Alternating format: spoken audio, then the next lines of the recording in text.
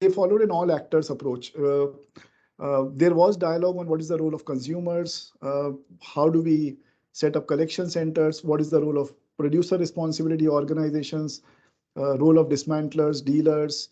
Informal sector again was missing from the previous version, but in this new version, there is no dialogue on the roles of these players. So an all actors approach is kind of missing in these rules.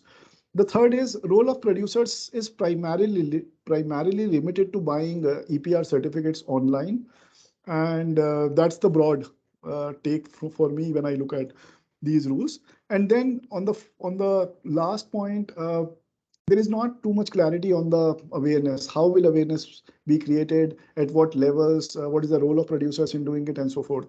The new additions which have come up in the rule are introduction of environmental compensation, a very welcome change.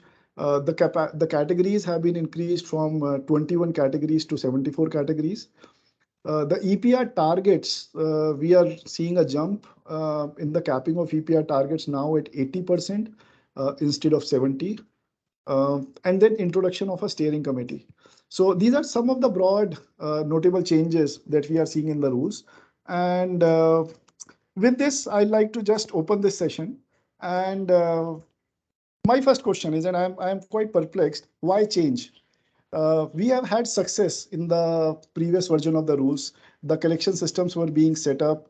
The data sets which have been shared by CPCB publicly show that a very large amount of e-waste is now being recycled as per their data sets. So it grew from a few thousand tons to over 370,000 tons this year in the 5 years. So we have seen a massive positive change in the ecosystem. The number of dismantlers, recyclers has significantly grown. There are a lot of awareness campaigns which are happening. There are collection systems which have been created at a state, city level. So I mean, I'm a bit perplexed by why change, and change which is quite disruptive, while the existing rules were giving success. So instead of evolution and bringing in some changes which would allow things to happen, we are seeing a disruptive change. So Ashish, my first point to you would be, why do you think, what is the intent behind this new rules, and uh, are there some new goals that government is trying to set, and can they be achieved, or anything else that you wish to add from what you are seeing in the new rules? Yeah, thanks very much, Pranshu. And I'm sorry, my network's pretty bad, and that's why I had to kind of really switch off my camera. So I hope you guys can hear me clearly. Uh, in terms of what I see as a major departure from, and you've already pointed out the fact that, well, why tinker with something which is acceptably working really well? I think one of the key messages which is kind of being seen across the board is about sort of how do you reduce the regulatory burden uh, while well, sort of regulatory burden across the board. So how do you reduce the sort of burden of compliance on on sort of private organizations on general sort of across the board? And I think this is something which has been a stated goal of sort of the government. And there was, in fact, a committee which was established a few years ago under an ex-cabinet secretary, which basically looked at how to rationalize government, well, sort of the existing legal system and also around environmental laws to kind of make it less onerous as far as implementation is concerned. Now, that's the big picture. That's the big narrative. In terms of course, specific cases, I think there is lots of evidence that, in fact, the recently announced plastic rules go pretty much in the same direction as these the new draft of the e-waste rules, where the focus is essentially on sort of a couple of specific actors without really looking at the entire value chain. And I think there are several assumptions behind it. And whether those assumptions hold true in practice or not is something which, of course, implementation will tell, but also best practices from around the world can tell us, because there has been sort of regulations and rules have emerged in different parts of the world after a kind of fairly elaborate learning process. So if you really look at the assumptions behind why focus on a specific set of actors and not everybody else, well, in the best case scenario, what could potentially happen is that sort of actors such as recyclers and sort of producers who are involved in implementation of their EPR start making downstream and upstream investments. So for the producers, it's going to be downstream investments, basically looking at sort of collection, segregation, dismantling, and sort of recycling infrastructure. And similarly, for recyclers, it would be upstream investments, because these are the two actors who will actually be monitored very strongly and would have the sort of well, the onus of implementing the rules would fall on them. So essentially, what you're saying is by monitoring these two actors very strongly and by focusing our attention on these two actors, we are basically going to make it incumbent upon them to kind of do all kinds of innovative sort of investment in these well, upstream and downstream investments. Whether that is going to happen in practice is something which we'll have to see how sort of it pans out. Of course, if you really want to sort of implement the rules in letter and spirit, then some of these investments might have to happen. But given the realities that a large part of the sort of waste management sector continues to be competing with the informal sector, and there is enough and more evidence to suggest that the informal sector will continue to be a strong player, even with the introduction of these rules. These rules could actually allow just as well that the least cost methods of compliance can actually be adopted, where the informal sector continues to play a massive role. And that could basically mean also a race to the bottom. So if the first set of assumptions are that, okay, you will actually start making investments and there will be a transition to much more healthy recycling system, the other option still valid and could actually lead to a race to the bottom as well. And which of these two is likely to arise, which of these two scenarios, the vicious cycle or the virtuous cycle, is anyone's guess. But for all of us, or those of us who've been working in this space for several years in this country, would know that it's quite possible that the virtuous might actually languish behind the vicious. So that would be my initial comment. Pranshu, back to you.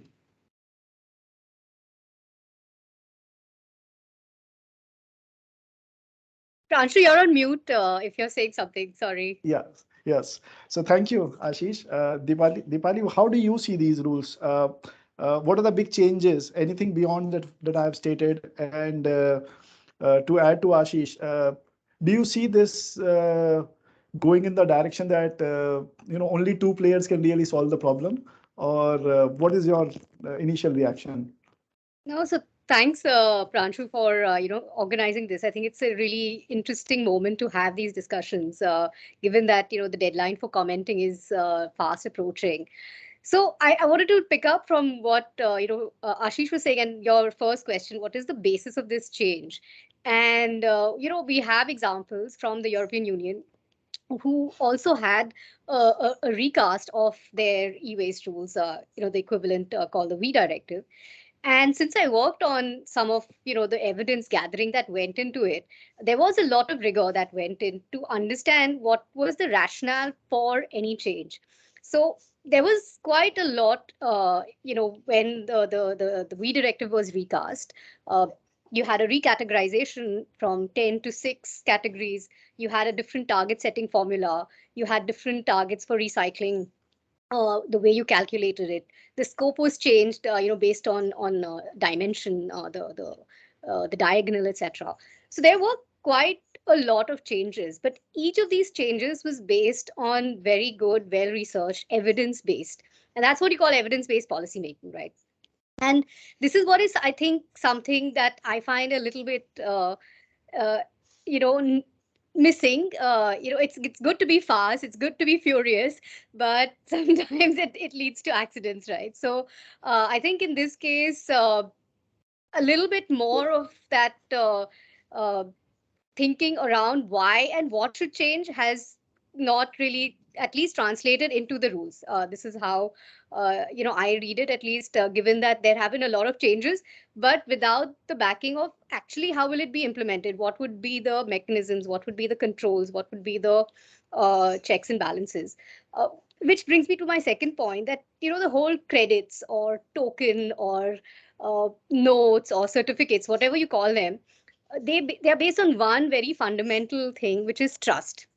You have to be able to trust that this is actually going to has done what it is said is it is for. And since I do some e-waste audits in the country, I have come across examples where there is no trust in the system, where you can create certificates and there is not enough assurance that if I see a certificate, it is actually true. I mean, it has the backing of the material being recycled, the e-waste being collected or whatever. So how do you make sure that that trust is there in the system? Who does that? How often does it happen? How do you do that? What is the protocol? What is the standard to hold that against? This is all really, really central to having such a system. And I think it's great that there is this technology vision to it. I think there is great that there is the compensation aspect, that if you are non-compliant, if you don't really care about the rules, there is consequences uh, to follow. So there are good things. I think the direction in that sense has the right intention, but I think this lack of detail and the speed at which it has been pushed through maybe is something that can be looked at and seen how it can be bolstered to build that evidence, to create the trust. So that's maybe my broad broad view on the draft. Back to you, Pranshu. Yeah, thank you, Dipali. So, Ashish, you have played such a significant role in development of circular economy policies, e-waste policies, or waste policies in general at a country level. I mean, this whole dialogue around evidence-based policy and trust, uh, which I would say in this sector or most of the waste sector is missing globally. Even in Europe, it took a fairly long time for that trust to be established, and enforcement was at the heart of bringing in that trust. So, uh, do you also see that there is a very radical change instead of looking at what has happened, collecting evidences, and making sure we are learning from that? We have just jumped far too far at this point in time. No, well, I think the ambition is all right. So I don't think there is any sort of gainsaying the fact that there is this entire desire to have digital sort of approaches, to go for market-based approaches, to sort of look at transformative change is probably sort of what uh, those who were behind this sort of kind of thinking had in mind. But transformative change doesn't necessarily mean radical departure from uh, well, evidence-based policy making. So of course you can be disruptive, as sort of we've been talking about it, that you can be disruptive, but disruption shouldn't basically create sort of a cat amongst or sort of release a cat amongst the pigeons. That okay, what about the sense that somebody who has to make an investment in this space could be a dismantler, could be sort of a collection sort of agency, could also be a PRO. What kind of sort of confidence are we going to give to those kinds of actors or business actors? And these are pretty prominent business actors, and these are possibly sort of actors who would create significant amount of jobs in this space as well. So what is the sort of confidence we are giving to those business actors if we focus exclusively on achieving the least, well, sort of some kind of a market-based mechanism for arriving at plastic credits? Uh, and then, of course, that sort of e-waste credits in this case. So I think there has to be a little bit more dialogue on this. And I take the point of Deepali that I think trust is sort of building is very critical.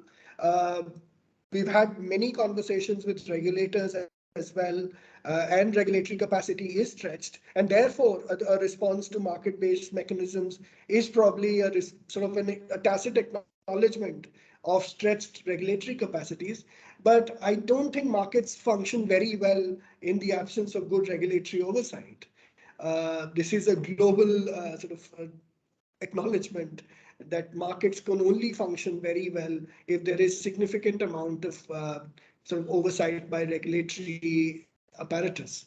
And in this case as well, I think we would really need to see where that regulatory oversight is critical. And for instance, what is going to ensure that there is enough dialogue with the consumer so that the consumer can actually have access to channels where they can actually give back their e-waste? Who's going to make that conversation? Who's going to trigger that conversation? Will it be producers or will it be recyclers? Who is most proximate to the consumer? Probably the producers. But are they really equipped to actually invest significant amount of resources in trying to convince the consumer to bring back waste? And that hasn't worked very well in most parts of the world. So I don't think it's going to be sort of so easy to do it in this country either. So I think there are several sort of open questions here. But my big point is that the fact that you're kind of pivoting to a market-based system shouldn't give you this false kind of assurance that regulatory capacity might not be tested. It will be severely tested, even in this kind of a system. Yeah, I completely agree with you. And one of the points I think which has been fundamentally misunderstood at a country level, and not from now, but from, I would say, 4 years, is what was a PRO. I mean, we have always constituted, I mean, PRO for me has always been an instrument of producers, by the producers, for the producers, to the benefit of the producers, to ensure that they can meet their liabilities of collection.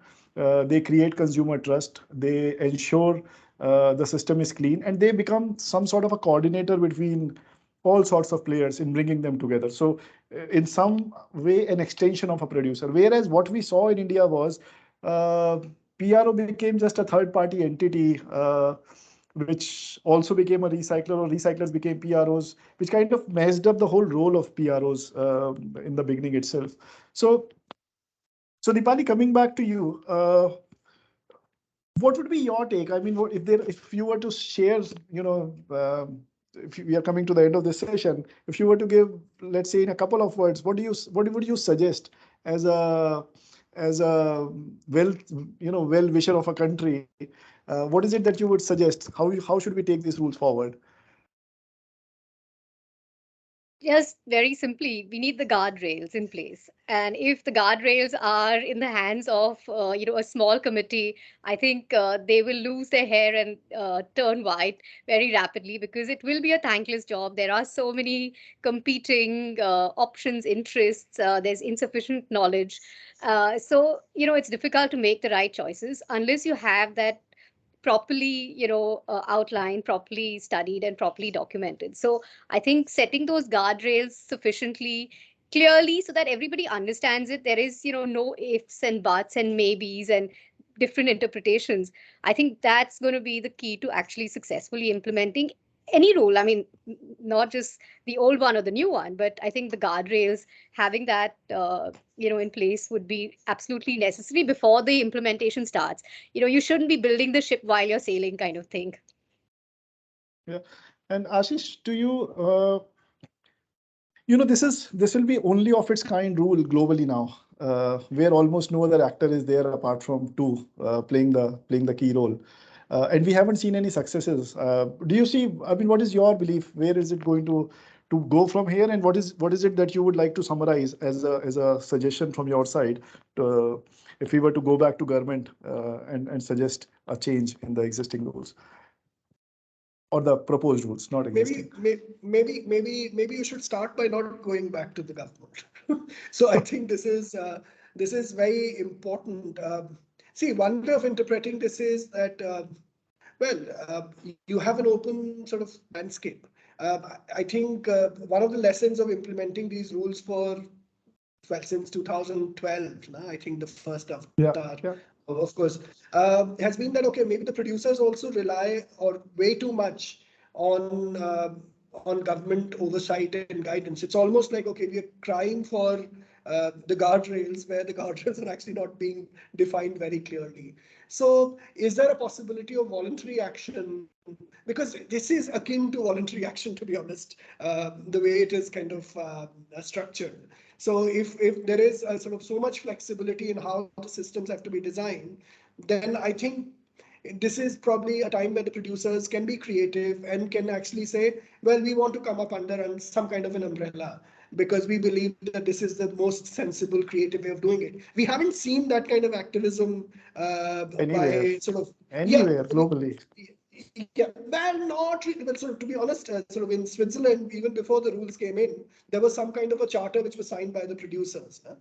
And Deepali can speak more about it. Of course, that was like sort of even before the rules had come into place, there was something like that. And everybody had kind of signed up onto it. And there was some kind of pre-regulation sort of activation amongst the private sector already. I think we haven't seen that in this country very much.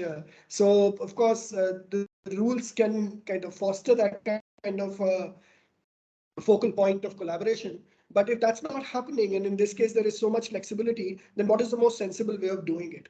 The other is, of course, to kind of get back to states and show certain kinds of models where they work, maybe not at the national level, but at the state level, and you will have some state pollution control board speaking in the next session. So if there are sort of officers who are willing to kind of experiment with certain kinds of models, I think these rules can create some kind of, foster some kind of creativity. There will not be uniformity in implementation of these rules for sure, because it will completely be dependent on how different states kind of engage with the private sector, or sort of how the private sector kind of, depending on what kind of waste, what kind of economics is driving its efforts in different kinds of geographies, will try to kind of put investments in different places. So that's the sort of the virtuous cycle, how it could potentially develop. But yeah, there is that flexibility. So people will have to intensively engage and come out with solutions.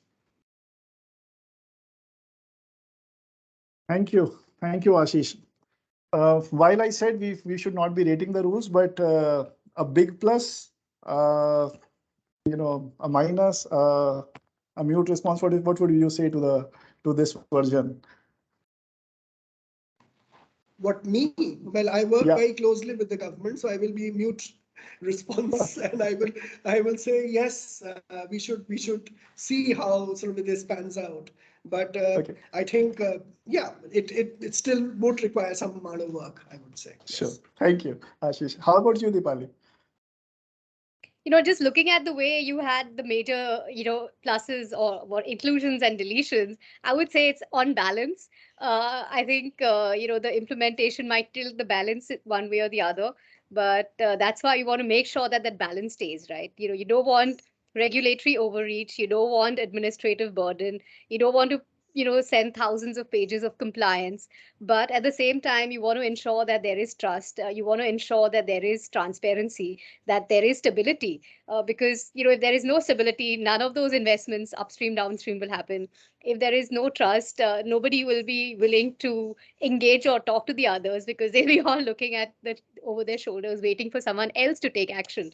So let alone voluntary, they will not even do compulsory compliance till the end. And we've seen examples of that in Europe, right, in the UK. So there are a lot of things that can go wrong. So I say right now it's poised. There is good intentions. There are some things that might need to be buttressed a bit, but that's where we need to really work, I think, with the government and the whole industry, actually. I mean, it's not just the government. I'm sure Yeah. all the players, like you said, it has to be the all actors approach, right? Everybody has a part to play. Thank you, Deepali, and thank you, Ashish, for this very good Thanks. opening conversation.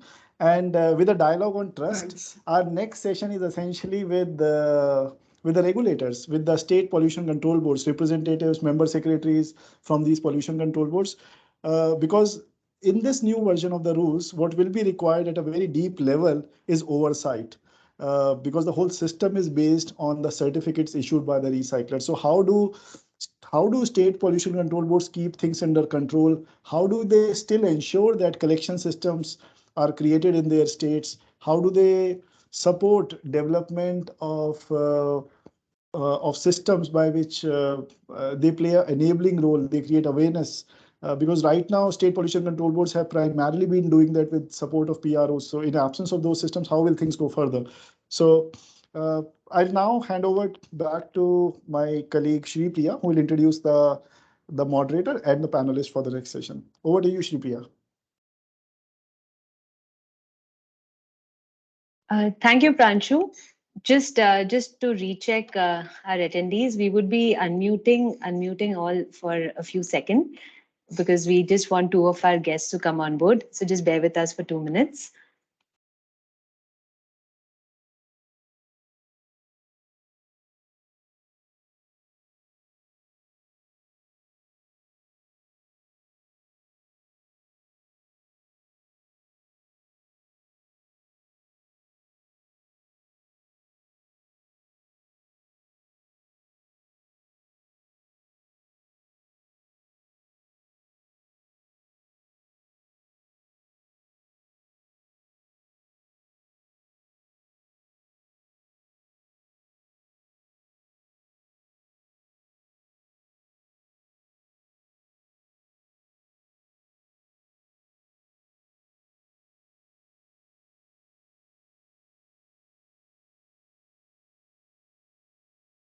Sorry for a technical glitch. We are facing some challenges in getting two speakers on board. Just give us a couple of minutes, please.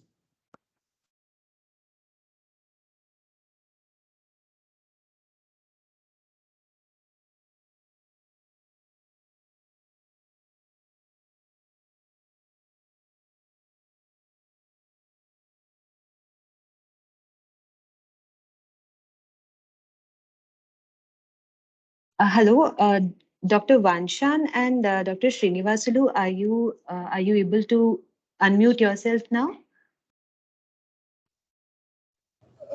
Yeah, good afternoon. Am I audible? Yes. Okay. Just hold on, sir. Just hold on.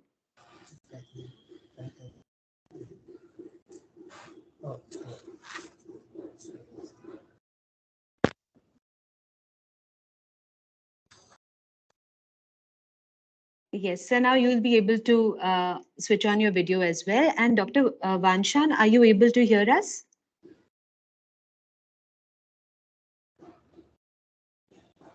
Shripriya, let's start. In the backend, we can see. We'll make sure he joins. He is actually in the lobby, Pranshu. So just hold on.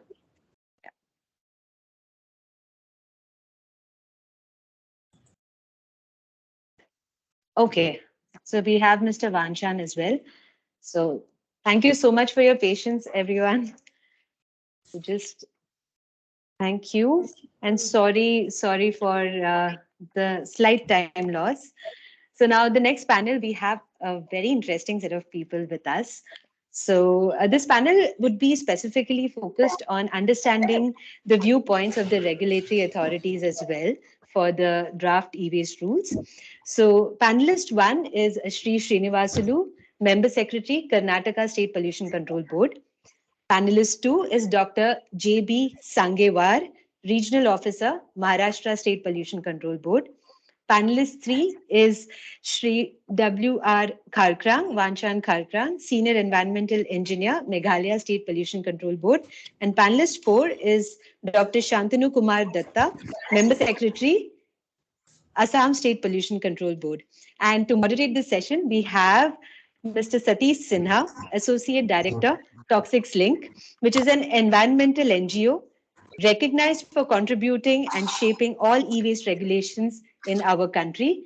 So over to you, over to you, Satish ji. Just give us one moment while we arrange all the participants. Yeah.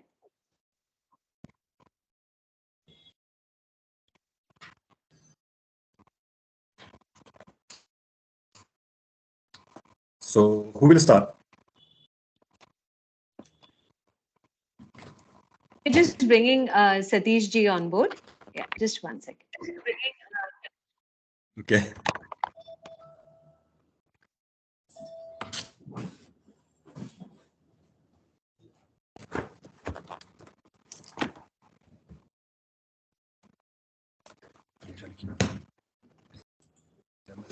Satish ji, are you able to unmute?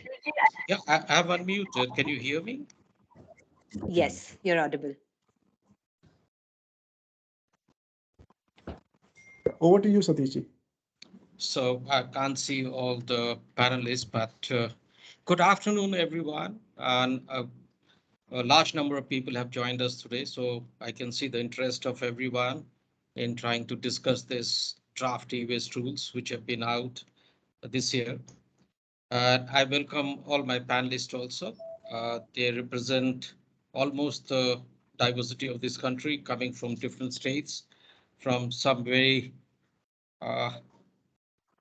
from Maharashtra to Meghalaya to Karnataka and Assam. So, so of so great diversity, and perhaps we'll get a better sense of things about what is going to happen at the state level, how they perceive these e-waste rules.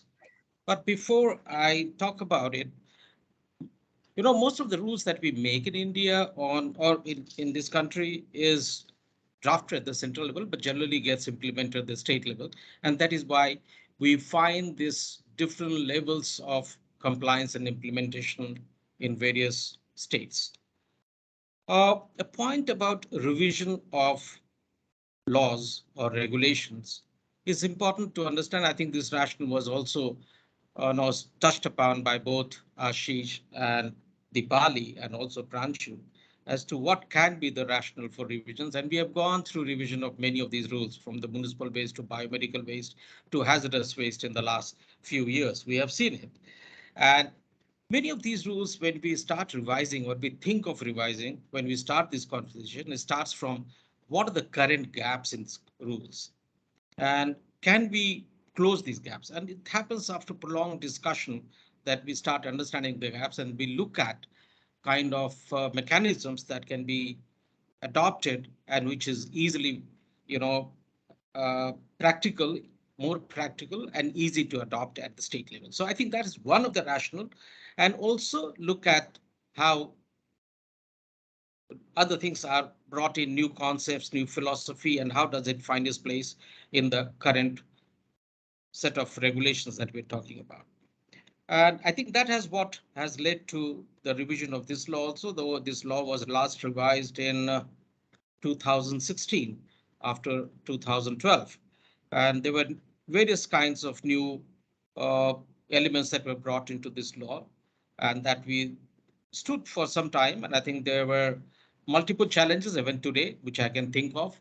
I think some of the gaps that I can recollect, having worked in this sector for quite some time, is about double accounting, about waste going into the informal sector, about uh, uh, poor collection mechanism of waste, especially from uh, households and even also from businesses. These were all the challenges which were existing in this law. So I think we need to really see this law. Do they address some of these challenges or not? How easy or how difficult is it going to be for the state boards to implement these laws? And I think that's where I would like to give some pointers to all the panelists to touch upon some of these issues. And so what are the elements in the current draft, that will help drive the implementation and compliance at the state? What do you have? What do you see in this law that is going to help drive compliance and improve compliance? Second, I think pointer that I can suggest to for the discussion is about states where there are no producers or there are no recyclers. What kind of role do you envisage for yourself in the current regulation? That is another important aspect that we need to discuss, because there are states which I can see here where you may not have a producer located or you may not have a recycler located. So how do you see, what kind of role do you see for yourself? And some of the things that I've mentioned about informal sector, double accounting, strengthening collection mechanism, are they being adequately addressed in the current draft or not. I think that also you are the best people to throw some light upon it. And the new concepts that we are talking about today in this country is about resource efficiency. We're talking about circular economy. We are talking about innovation. We are talking about minimization of waste.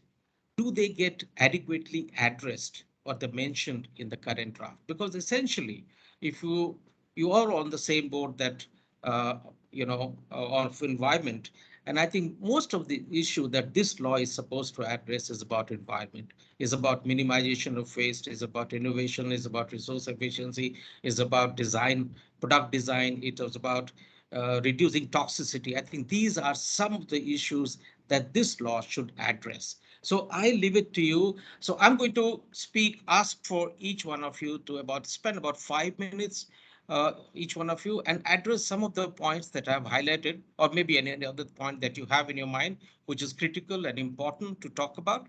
So how do I start? Where do I open up from? And after we have had the first round of about 5 minutes each, then we'll see how much of time do we have after that. And then we will open it up for some questions and then closing comments. So is that okay with all of you? Then I will invite uh, one by one. So can I invite Shri Srinivasulu from Karnataka State Pollution Control Board, Member Secretary, to make his initial comment on the current draft rules.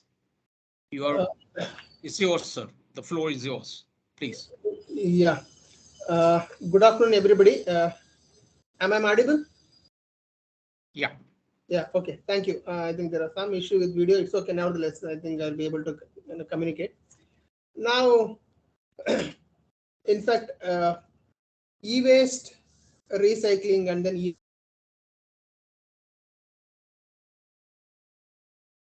itself.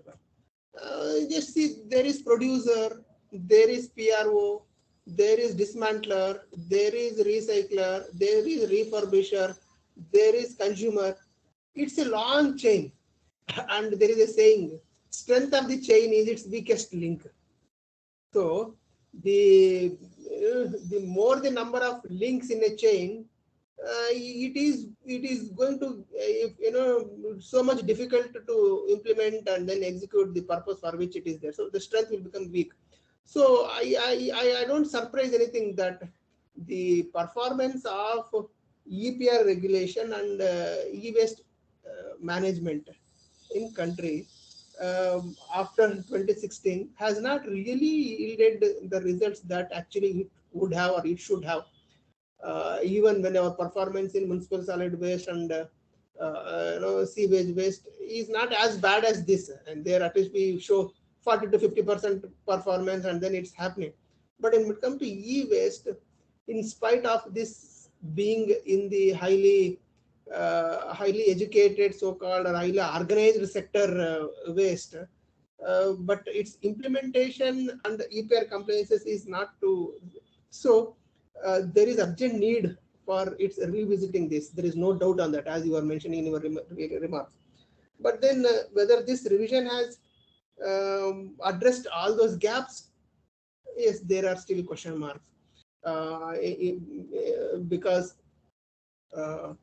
unlike other wastes, we should have our hands on this e-waste by now, and at least now we should think to have a comprehensive policy. First thing is, as I was mentioning, we should not have too many links. The strength of the chain is its weakest link. So even if it is one link is weak, then whole thing will collapse. So to a large extent, I think it is ideal to reduce number of players who are involved in the EPR compliance and then e-waste sector.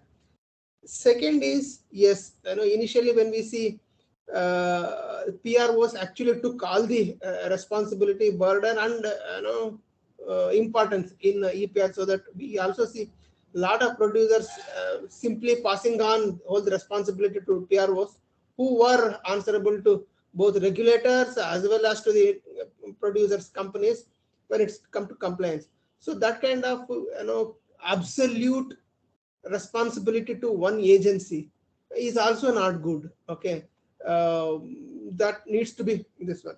But now in the revised thing, when I see recyclers being given absolute now role, like earlier how PROs were there. Maybe similar problems we might encounter with this also. So that needs to be addressed. Then second is, in fact, we should have more than this one. We should have a proper formatting, reporting, and analyzing mechanism in place, especially using e-reporting. Okay, I have seen such example in Karnataka where manifest that is involved in transportation of waste. The minute we converted manual manifest into e-manifest, so many things got in place. Okay, so similarly here, e-reporting in EPR responsibilities will be very ideal, so that regulators will be there. But in the same process, my word of caution is, I think it should be simple format and then simple analytics and then simple information, minimum reporting, so that it is easily implementable. Otherwise, the complex format will be very difficult. It should not become like today. If I have to, in a jovial way, say in E sector, no? Suppose we purchase a phone, when I have to say agree, there is a big condition of agreement thing. So finally, we'll say only I agree. Nobody will go through that. What are the conditions actually they are imposed in this? So that kind of mistakes we should not do. That is one thing. Second thing is another. Next thing is, in fact, in the previous sector, we saw the rate of e-pair compliances is ranging from 6 rupees to 60 rupees per kg, which is unacceptable. But as there was no minimum rate, or there was no maximum rate, or there was not even a benchmark, what should have been the reference point to compile e-pair responsibilities of the cost involved in collection, transportation, recycling waste. So because of that Terms of reference. Terms of reference, the implementation was so much difficult. So I think we should have a benchmark, we should have a range, maybe looking at international examples where if there are some best practices across the world where it has managed, we should borrow successful initiatives and then use them in our mechanisms. In fact, see, whether it is a keyboard, whether it is in India, it gives the same thing, whether it is in US, the same thing. Product is same, waste is also same. So how they are operating, I think we should get successful things and then incorporate in our management systems. Then another thing is, I think collection is very important. Okay, in our all interactions when we go to public, there are different apprehensions. Sir, I think municipal solid waste, somebody will come and collect, but then to whom I should give to e-waste?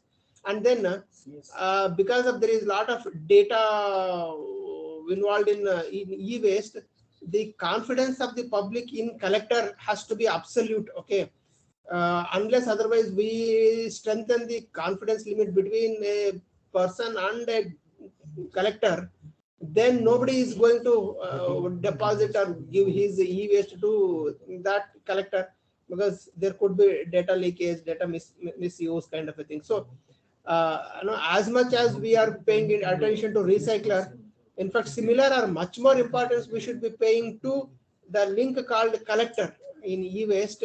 Then only we will be able to address this problem. So these are some initial remarks where I think collector should be strengthened. Best examples across the world should be taken care. There should be minimum linkages so that the chain becomes strong. We need to have a benchmark or some range of cost that is involved in managing, so that there is a check. And then the transparency of data is very important. Okay, I think as far as possible, all kinds of things, the information from producer, information from recycler, everybody should be on board, so that if there is any anomalies kind of a thing, I think it will be under public scrutiny. That is also very important today in whole e-waste sector. Can I request you to sum it up Yeah, yeah. Can I request you to sum? Yeah. So we should ensure transparency in data across the board, so that the public scrutiny itself will take care of its correctness. So these are the few things that we should ensure while redrafting any EPR regulations now. Otherwise, it will be difficult. So, thank you so much. Thank you, Mr. Srinivas. Absolutely. Some very critical points that you made, and I think I just like to pick up on 2 or 3 of them. I think you did mention that there should be, the link should be made smaller. I think that was one important point that you were mentioning. The second thing that you mentioned about if you just focus too much on recycler, that may not be justifiably right at this point of time. Reporting, simple reporting. I think that also you mentioned very well. I'm not too sure if this draft does have that in place or not. And also you mentioned about something picking up for the best practices from across the world. So I think some very important points on EPR also you made some very important intervention. So thank you very much. I will now move to Meghalaya perhaps, because that's another state which has a different kind of geography. It has a different kind of culture. It has a different kind of a setting. But there's a couple of the points that I'm re-emphasizing. If you can tell us about how good this regulation in its current form is, in this current draft form is, and how do you see your role in the current context? If you had to implement this rule, do you think it gives you adequate teeth to do it? Do you think you could pick up the waste that your state generates? Do you think you can easily implement this? And do you think that it has closed many of the gaps that I just mentioned? So most welcome, sir, and the floor is yours now. Very good afternoon, sir. Addressing the questions that you have spelled out point by point, at the initial stage of the drafting of the various rules, we were part of it, and personally also I was part of that team where the waste management rules, the e-waste, the plastic waste were being redrafted and redone. With regards to e-waste, we had addressed actually issues relating to not only Meghalaya, but smaller states who do not have manufacturers, who do not have bulk distributors, and then the e-waste finding its way into the solid waste is basically a major issue.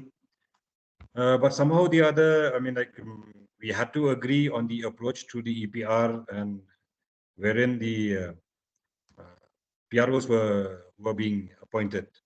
But again, I mean, at that stage also there was no transparency. In fact, we, being a small state, we had to literally knock the doors of CPCB to find out who's the PRO who have been, I mean, who are engaged in this, and then who will take care of Northeast, and then finally Karasambaf happened to appear in our doorstep and say, no, we are the authorized people. I mean, this kind of thing happened. And so initially it was a kind of a fact finding and exactly what is their role, what is the responsibility of the PRO in the context of states who do not have manufacturers or bulk distributors. Yes, I will not deny Karasambaf in its limited capacity have done a good job. But then still, I mean, there was always an issue regarding the collection part, especially from bulk consumers. It was still a very gray matter. I mean, they either purposely they do not consider e-waste as a major component to be taken as a different stream altogether.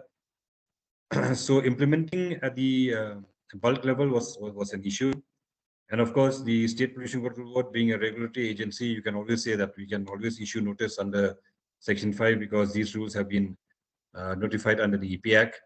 But then again, I mean that it's not so easy to put the head of the firm under lockup and then to impose a fine of 1 lakh. I mean, it's the rules is very easy to spell out in the rules, but then implementing it is a major issue. However, we did try to address that in smaller states. I will also speak on behalf of my neighboring states like Nagaland, Mizoram, Manipur, even Tripura to a larger extent. We should have actually done more of a case study in smaller states of these unrecognized sector who have been handling e-waste, because it's not that what is being done in other states, which we have seen a presentation given by CSE, like in Delhi, where in the backyard they burn the PCB, and which generates a lot of toxic fumes in the process of extracting those precious metals. Over here, basically, they collect a particular e-waste, and then at most just, for example, like a TV set, remove the plastic cover, and then the PCB and the tubes and everything are being sold off to another party, which finally sells to another party, and by that it exchange hands by 4-5 times before it reaches the main recycling point. We never address that. That is why the collection part was an issue. In fact, with Karosambaf, we have done a lot of school exercises. We have done a lot of camps wherein requesting people on an individual basis to come and deposit. But somehow or the other, they did not find it very attractive, because these unorganized sector people, they were finding that a person, we have found out that a person who goes and sells newspaper house to house, who delivers newspaper, he becomes actually a middleman for collecting these e-waste. It could be a old mobile set which is not functioning anymore, old TV set, and the remuneration he's giving back to the household is better. So, till today, to be honest with you, the role and responsibility and the kind of financial benefit which the PROs have been extended through the EPR scheme by the manufacturers, that is still very vague. We have not been able to really capitalize on the various aspects of ensuring that the e-waste rules are being implemented in due respect. But nonetheless, the existing e-waste rule also has a lot of lacuna, like what my counterpart has spoken just now. The manifest that has to be filled, the forms that have to be filled up. It's too cumbersome. A person goes and buys a mobile set, and then he has to fill up all those kind of forms to ensure that he gets a benefit when the mobile is not working when he comes in return. Again, people, I don't think so they have so much time to spend when it comes to that. So these are the implementing issues which we have faced. Though we do try to, as a regulatory agency, it is more or less force ourselves to comply. But then when it comes to the practical acceptability, it's an issue.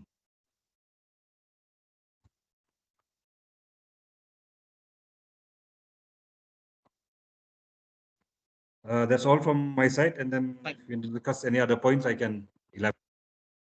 Thank you very much. Thank you for bringing out the difficulties of smaller states, and also mentioning that they should have been studied better, these smaller states, and seen case studies from smaller states would have fed into the regulation to make it more meaningful. I think that's one point that you bring out very clearly, and other kind of difficulties about the EPR system and the informal sector both. So thank you very much, Mr. Karkrang. And now I will invite the next speaker, which I will request Dr. Sangane from Sanger from Maharashtra State Pollution Control Board. May I request you, sir, to kindly share your thoughts on how do you see the current rules, the draft rules? How is it going to help you implement it in your state? Is it going to improve things? Is it going to close all the gaps that are existing today? There must be many gaps that you also feel are there in the current rules. How do you think this rule is going to address many of those? Good afternoon. Everybody can hear me? Yeah, we can. Yeah. I think most of the pollution control board says their views. We are on the right, but we have some problems.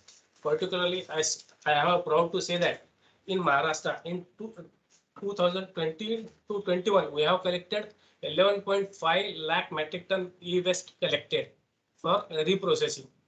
In particular, that's why it achieved it because of this e-waste refurbisher or dismantler. If in new rule, they remove from this system, it is very difficult to collect such quantum of e-waste. Second thing, I have a problem with the domestic e-waste generated, which is not collected or not concentrated the all the peoples. So you concentrate on the domestic e-waste generation. It needs a more awareness program. There is no such collection system from domestic household waste, particularly fridge, e-waste, mobile, children toys, all other gadgets. So you concentrate on that. So you can achieve up to the 100%. Second thing, this new rule is very good for organized sector or bulk consumer. But what about the others? Because they directly give it to the recycler or producer. But what about the others? So it needs. We are missing you. The Yes. voice is. Okay. So it needs very. You concentrate on unorganized sector, so that we can achieve the things. All paperwork reduce. It is very good for new rules, but in these rules we cannot regulate them. We cannot take concert. Who is the measure the things of quantum of waste generated? So regulation is very difficult in particularly state boards. Collection mechanism. Who is going to regulate the collection mechanism systems? Okay. Plus, it's okay for it as per my Maharashtra Pollution Control Board views. Because a lot of things says the other state pollution. I think Karnataka Pollution Control Board says their views. We are stick up with them, but this is in addition to that we are saying like this. It is okay for me. Thank you. Thank you. Thank you so much. I think you brought out some very interesting points about domestic waste collection. Where is the mechanism for domestic waste collection? I think that's one thing that you said very clearly. These current rules perhaps can address bulk consumers and bulk generators, but it has a problem about this thing. Then you also mentioned about the unorganized sector. Unorganized sector. Yeah. Yeah. Then you also talked about the regulatory framework or the capacity of the state pollution control boards to deal with all of it in the state. So I think these were some, and they're very, sharp and very pointed points that you are mentioning about the current rules and where they can be really looked at and seen to improve some of these things. So great. Thank you so much. We'll come back to you after this one round is over. So now I'll request Dr. Datta from Assam Pollution Control Board. May I request you, sir, to kindly share your views on the current draft? Yeah, good afternoon, sir. Yeah, I heard Mr. Karkrang, Maharashtra Board, and you speaking on the subject.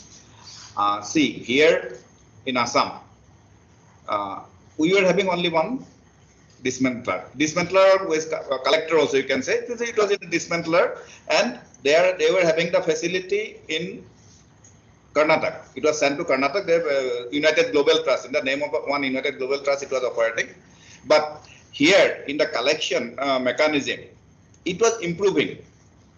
Though we are having the one collection center, we are telling the generators or producers that many PSUs are there, public sector units like Oil India, ONGC, they are having their major presence. So how to be disposed, all the refineries, they were disposing through this route. Now, today, in fact, today morning, I talked to the people in CPCB who are drafting the draft, who are writing the draft. So they were also telling this is not final. I was specifically questioning that that dismantlers are being removed as per the new year, that the scope is not given to them. So then they told it is not final. Everything is not final. So they are again reconsidering many things. Then I was asking specifically, suppose you remove the dismantler, what will be the role of the pollution control board? We are having only 3-4 dismantlers or one dismantler in the state, and now how will approach them, or how things will be controlled, or how things will be routed through the dismantler? Because the new draft rule is telling only that directly to the recyclers, from producers to the recyclers. In between dismantler, those are not there. So what opinion I got, what comment I got, that still that now the new draft rule is not there, so you can identify more dismantlers, so they will be in the loop and they will help in implementation of the rule. But that is not correct, and they are thinking that the head of CPCB is thinking on definitely on further amendment of the draft. That is one thing. But while we go to the success of the previous rule, e-waste rules, we saw some success from the major players like all oil sectors and all. They were collecting the e-waste on their own, and they were disposing through e-auction through MSTC.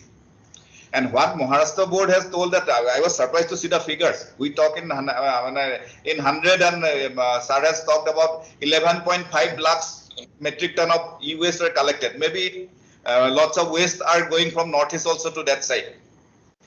It may be because we are having only one dismantler, and some waste are auctioned through MSTC, but we hardly see any collection center, though Karsambha was doing lots of awareness program and through EPR, many things were on the record. But practically, suppose in the city of Guwahati, we cannot say that this is a collection center and you would go and dispose there.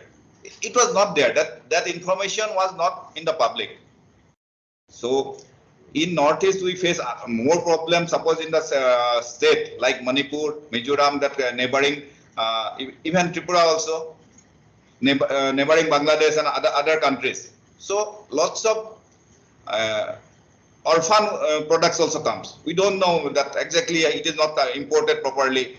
It's not imported through the routes, but it perforated into the system.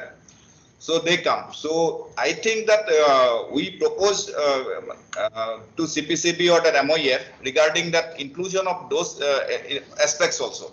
The waste, how to be controlled coming from the other neighboring countries, not through the proper way. So that is what I want to say now. Let us see. We will discuss further. Thank you. Thank you very much. I think you made some very important points. I think a couple of them that I would like to highlight.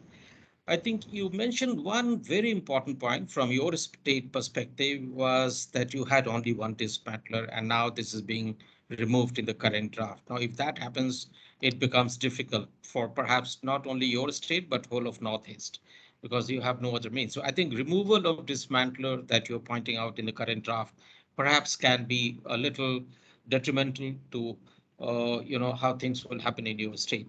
The second thing that you mentioned was also absence of collection centers. And this was a gap which was existing. Does the current rule address this? To my understanding of the current rules, it does not address this point of collection centers being put up in various states. So I think that needs to be done. And you mentioned that, many of these points you discussed with the CPCB, and they are looking at shifting some of these things or making amendments to some of these things. So I'll leave it at that, but we're running short of time. We just crossed about half an hour plus. So I will now like to open it up. I don't know how many questions we have, but if there are any questions from audience, we will like to take that. And does anyone can help me in getting the questions from audience? Anyone, any question that the audience wants to put to the panel? If you have any, can you please type it before I take it forward, or till the time questions come, then we can just go around again and then look at some other comments. But I will still wait for one or two questions from the floor. Yeah, Satish, I have a question. Yeah, and please. This is for all states. One of the big challenges for states has been how do we ensure that people at a state level are supported. They know there are collection centers. Whether I talk of Kerala, majority of the state pollution control boards, wherever I had discussions, the focus has been how do we encourage better collection systems at a grassroots level. Now, from the previous version of the rules, where at least some dialogue was on collection systems, to a new version where collection systems are not at all talked of. So how will the state pollution control boards make sure that waste is collected at scale with the absence of these systems? For me, that is quite baffling. Like, how do initially at least there was some dialogue, there was some momentum which was coming up. So without these collection systems, how does a producer even meet the targets of 80%? We are talking of mind-baffling targets going forward. Okay. Thank you, Pranshu. I think that's a good question about collection centers and collection network that we were trying to expand. We were trying to cover this country with collection points and collection centers in this country, but this rule perhaps is completely silent on that about collection centers. So any of you would like to, comment on this? Any state pollution control board, please go ahead. See, from the experience of what we experience in Meghalaya, and I will also generally speak on behalf of the smaller states. If you want to improve the the collection system, I will not say centers, because we did again, coming back to the EPR that has been formulated and the PROs are being involved, but then it never really took off in its true sense. We have to take these unorganized sectors who actually doing a good job, unregistered people who are collecting on a door-to-door basis, and then look at the model that they are having, then you will start seeing that if they get some financial remuneration in good terms, you bring them on board, then you will see that to a great extent the percentage increasing. Thank you. I think I don't know if you went to your network problem or you completed your point, but yes, the point that you make is about the unorganized sector and lack of collection networks even in the current system. And are we addressing it adequately in the new draft rules? Perhaps you are not very comfortable about that. You're not very happy about it. And you also mention a point about the unorganized sector. There is no mention of unorganized sector in the current draft. And how do we bring them on board? This is very critical, actually. That's one point that needs to be actually deliberated. And I think the regulators or the people who are framing these rules need to really see this very, very closely. Otherwise, we will have a similar situation of waste flows moving into the informal setup. And we will not know what kind of accounting is happening at the end of the day.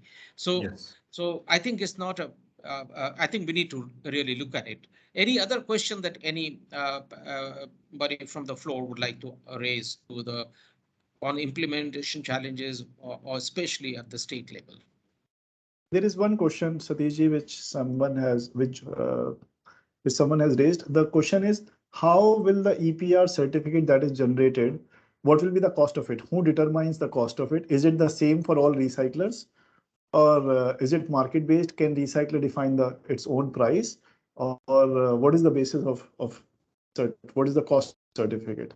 Okay, that's a good question to be raised at this point of time, that who decides the cost of this certificate and how is it going to be obtained and how much of control is state pollution control boards have? What kind of monitoring and regulation can they, how can they implement this? What kind of checks and balances are there in the system? Anybody who would like to take this? Any of you have any idea about it? No, we don't Being have very any candid idea with about this this. issue. It is a new draft. It is a new draft rule. Nothing mentioned in that. So it is very difficult to say that which is what is the cost of that. See, sir, in the present. Okay. I understand that is very difficult to say because I think that has not been clarified. Maybe that's what you're saying. Sir, in the present rules, there is no kind of certification from the State Pollution Control Board stating, yes, this PRO has done a good job through the EPR scheme of the manufacturers, so they're entitled to that certificate. I mean, there's no certification from the board.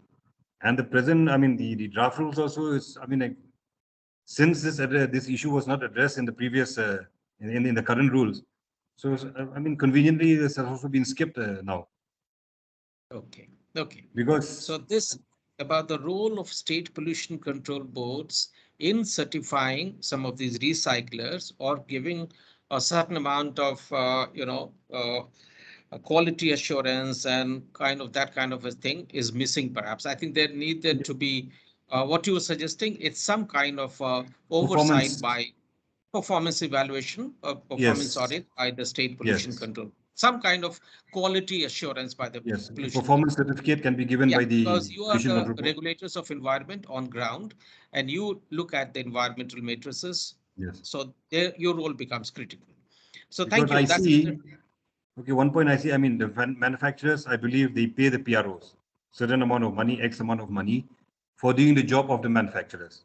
They have to create awareness, the PROs create awareness, they go about in setting up collection centers and all that. But then, I mean, whether that is really being done because the manufacturers do not have any system of monitoring the PROs activities. It's only the state boards who are the regulator of the e-rules. Now, again, I mean, there's no link between us and the manufacturer through a performance certification. Then in the end, I mean, like, we are left at the mercy of the PROs. But in the current rule, there is no PRO. No. There is no, in the current draft, there is no PRO. There's so no PRO. again, if there is no recycler in the state that like you are, Yes. so you have no control over any of No. these things. You have no say about what what is happening to the waste being generated. Then in the end, you will find that the e-waste then will find its way back again into the municipal solid waste that is being collected on a daily basis. So that's a gap area that I think needs to be strengthened. So I think there are certain implementational challenges at your end. Anyone So else has we a can question? take. Yeah, there is one more question. I think this is the last question we can take. So the question is, so rules were formalized in 2016, then PROs were added in 2018. Now suddenly major players like PROs, dismantlers, collection centers are removed. What signals does it give? Okay. Any of you can, I think all of you know this, that PROs, dismantlers, everything has been removed in the current draft, and the link has been made very small, as somebody mentioned. So how do you see this? How do you see this change, this drastic I'd also change? like to link to what Ashish said. I mean, what signal are we giving? Because today we are signaling the recyclers to set up plants, but tomorrow what if, the recyclers' responsibility is completely changed after 5 years? So if anyone is investing, how does one be sure that they should invest in the country or, at a grassroots level to make sure things work? See, there is no consistent policy with regards to at the recycler level. Now, if after every time the e-waste rules gets amended, and you find this kind of omission, then obviously any entrepreneur, it will scare him to invest on having a recycling system. Okay. So I think this consistency on regulations and policy needs to be there. I see one more question, but I'm not too sure if you have time. Is there a very short question or a very short answer? I see one question. Can somebody read out the question? I have one point to put across since you're looking at this. I think so. We are taking this ease of doing business across the country, having more of a priority than looking at actually the environmental aspects of compliance. So in trying to promote industrial activity, which I'm not against it, but then there must be a balance actually with the implementation of the rules that are being notified by the central government as such. Thank you. I think that's the most valid point that has been made. And where is the balance between ease of doing business and environmental compliance? Does environment, can it get integrated into ease of doing business? Can environmental compliance and environmental safeguards be a center focus or not? And I think that's the point that I made in the beginning also, is this is an environmental law. Please understand, let's all understand this is an environmental law. This is not an industrial law, or it's not a law which is controlling MSMEs. We need to focus on resource efficiency. We need to focus on circular economy. We need to focus on the product design. We need to focus. Does this regulation address many of these questions that we all have been struggling to find answers to? I think this regulation especially needs to focus in that direction. And perhaps some of you made these very, very valuable points, and I'm just summing it up because in paucity of time, that this regulation requires a bit more of deliberation. It requires more consultation. And as you said, that is people are looking at some very great inputs from across sectors, across all stakeholders, and they need to take it on board and see that some of these points that are being brought out about lack of collection centers, about dismantler being removed, about the ecosystem which was being created being uh, disrupted at this point of time. These are all very valuable points, and I think we need to really look at integrating both ease of doing business and environmental compliance. So with those words, I'd like to thank my panelists. I think all of you, thank you so much for coming and sparing your time and talking about the current draft rules. So thank you to all the audience and to my fellow panelists. Thank you. Thank you, Satish ji, for moderating the session so well, and thank you to all the panelists. I'll move on to the next session now.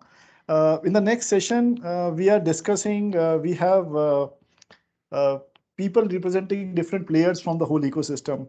So we have Shobha Raghavan, who is the CEO of Saras Zero Waste. Saras is a grassroots organization which has been driving change. Started from Bangalore, but has now grown. I'll also like to welcome Mr. Akshay Jain, who is Managing Director of Namo E-Waste Management. And they have been active in the space of recycling for several years now. I'll love to welcome Mr. Prem Anant, who is Product Compliance and Environmental Affairs Expert from Dell. And finally, I love to welcome Mr. Pascal Leroy, who is the Director General of WEEE Forum, which is a global competence center on e-waste policymaking and provide support to institutions globally. So welcome to all of you. And what we will do is, basis the dialogue that has happened till now, we will try to add some more points to this. So the way we would structure this conversation is, I will ask certain questions and see how it flows from there. So I'll start with you, Shobha. And in case you have, Prem, I believe you and Pascal have one single slide to talk about. So please share those slides when I request. So Shobha, I'll start with you. You have, in the last, especially few years, you have played an active role in creating solutions for e-waste management. What do you think your role has been in supporting recyclers at a country level? And how have you, as an organization, created ease of participation for individuals, for bulk consumers? Do you think you have been a conduit for recycling to really happen as a PRO? So your views, please. Thanks, Pranshu. We were able to penetrate into the smaller recyclers, bring them into, I won't call them recyclers right now, they're all dismantlers, who otherwise would not have got opportunity to be part of this large ecosystem. So train them on what is the compliance about, what is the infrastructure about, bring them on board, do their due diligence, take their details to the producer, and then help them actually work with the collection system and the compliance requirements, and therefore give them larger opportunities in this big pie of EPR e-waste. So that would be one. Second is we were able to penetrate deeper into the collection network. Again, smaller waste pickers or collectors who otherwise would not have got a channel into the larger system. Again, train them about how their waste collection requirements are, for compliances are, and then bring them into the larger network and move the material to the recycler. So that would be number two. And number three is on consumer side. It has always been tough to bring awareness into this literate community, unfortunately, and I would say the informal sector is being supported by the literate, all of us, the urbanites, who are expecting money for the electronic waste and not realizing that this is causing a lot of harm to the society and to the environment.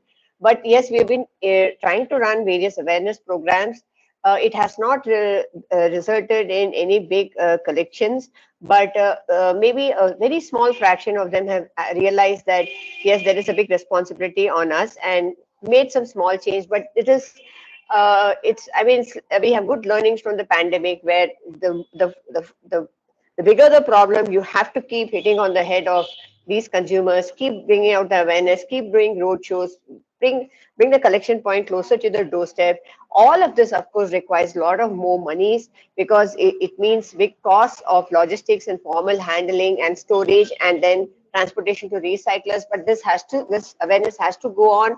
There is no choice. Right now, it's very weak in the country.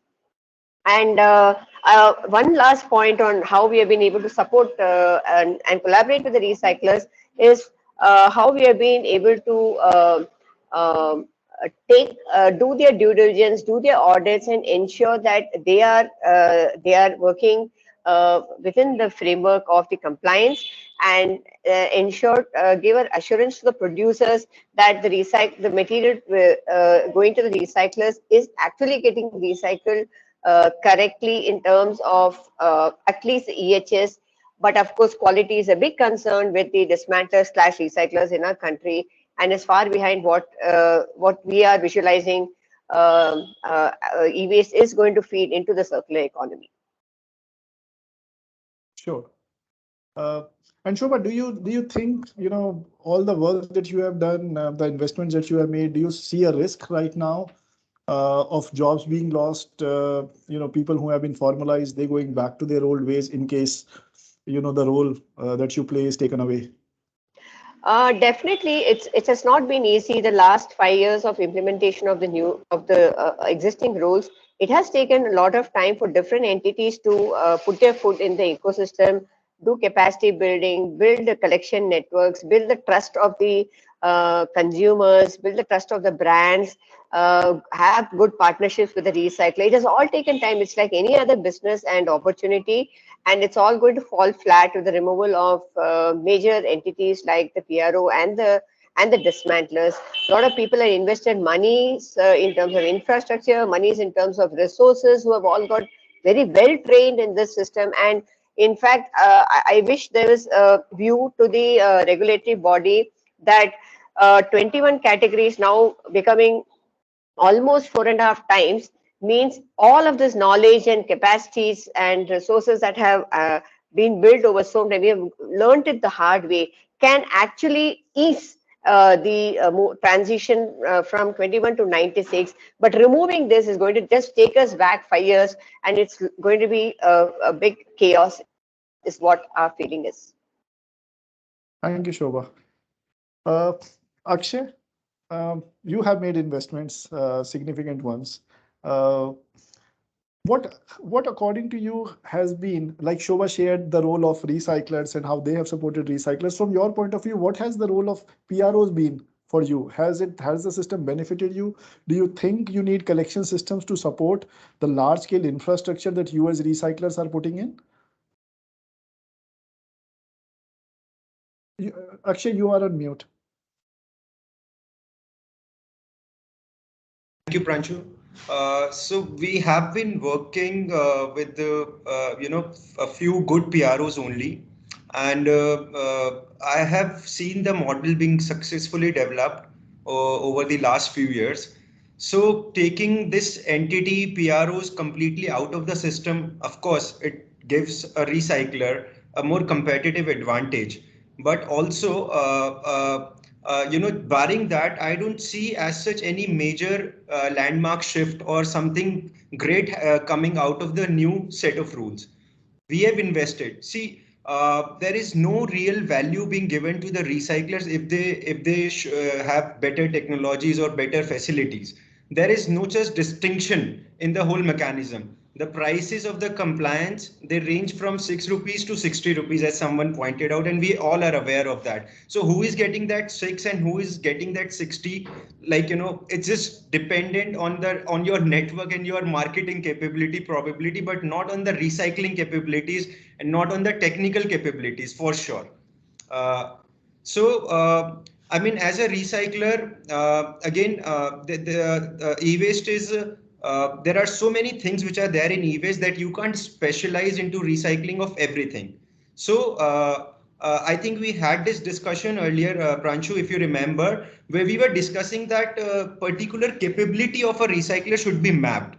For example, if Namo is capable of recycling just IT goods, then it should be only utilized for IT, whereas in the current mechanism, the entire capacity is calculated on a different basis. There is no capability testing criteria, or there is no points given to a particular facility. So I think that is also a big concern. As a recycler, I would want to have all kinds of solutions, but for that there is huge investment which is required. If you ask me to do the complete end-to-end recycling, which is insensible and not possible as well. I am aware that some of the best facilities in the world, they only do up to a certain level of recycling. They are not responsible to recycle everything which is expected to be done by us in India. So I mean, the new rules, they look like they are supporting the recyclers, but they are definitely not supporting sustainable recycling. There are the smaller, unethical, unorganized recyclers might be benefited from it, but I am sitting here, a person or a company who is willing to do the righteous thing, who is willing to invest in the best of the technologies, who wants to have the best efficiency, and not just compare to Indian average. We want to work on a scale which is global. And if there is no distinction between the category of recyclers, there is no regulatory framework, then automatically it discourage someone like us to actually go out and invest heavily on getting better efficiency from the plant, because we are not getting enough value for our investment and for the effort that we are trying to make here. Sure. And Akshay, you have been fairly vocal also about the unrealistic costs. You just talked, majority of the work being done at 10 rupees, 15 rupees, 12 rupees. So do you think, what's going to happen to this with the new rules? Do you see this going even worse from here? I mean, the new rules, actually, if they were modifying it, something should have been done on the regulatory side, or on the costing side, that there should be a fair costing mechanism which should be driven. But I have said that earlier also, and today also I would like to mention that we are just getting 10 to 15% of the price. I mean, producers are just spending 10% of what they're actually spending in other countries. So the average cost of recycling of white goods in UK or some parts of the Europe is around 1.1 pounds per kg, whereas in India it's coming at 6, 7, 8 rupees kg. So that is just 5, 10%, 15% maybe of the cost that they're incurring in the other countries. In India, it's much less.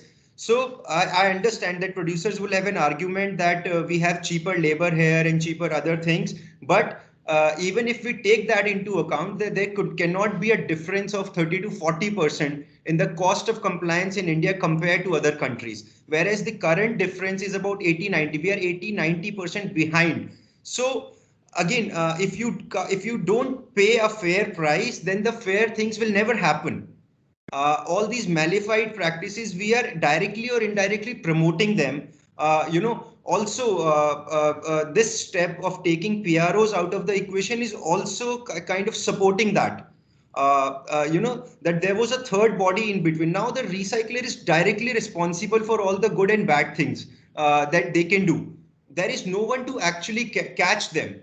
So I believe the role of the steering committee, which is mentioned in the e-waste rule, that becomes all the more important now.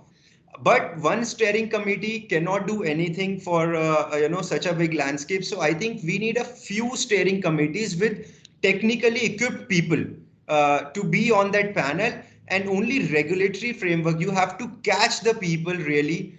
Some people have to suffer. Few have to go down before finally something could come up, out of this. Otherwise, I mean, the current rules, they look like to be in the favor of recycler, where I'm completely against it. I have my stakes invested, which are high in this business, but these rules are never supporting me. I can very clearly say that. Thank you, Akshay. Pascal, you have played a landmark role, globally in solving this problem. So we have briefly shared, the rules with you. What do you think we can learn from global practices, and what are the very basic fundamentals on which ideally the rule should evolve? If you wish to share a slide, please do. No, I don't think it's necessary to share the slide, but thank you, Pranchu, for having me in your panel. To answer your question, the essence of extended producer responsibility, actually the WE legislation, the e-waste legislation in Europe is, we are celebrating its 20th anniversary this year. It was the first piece of legislation in the European Union. It's the first supranational legislation, was in 2002. And the basis of that legislation was to say that producers or entities speaking for producers, which is producer responsibility organizations, that these producers need to do 5 things: report, register, collect, finance, and inform. These are the 5, let's say, actions that they need to undertake. And following from this, there is the PROs are the spiders in the web. I call them the spiders in the web. They are the ones managing the system or playing a key role in the system. If you take out the PROs from the equation, the system collapses, as Akshay has demonstrated and Shobha as well. So yeah, it's a matter of consistency.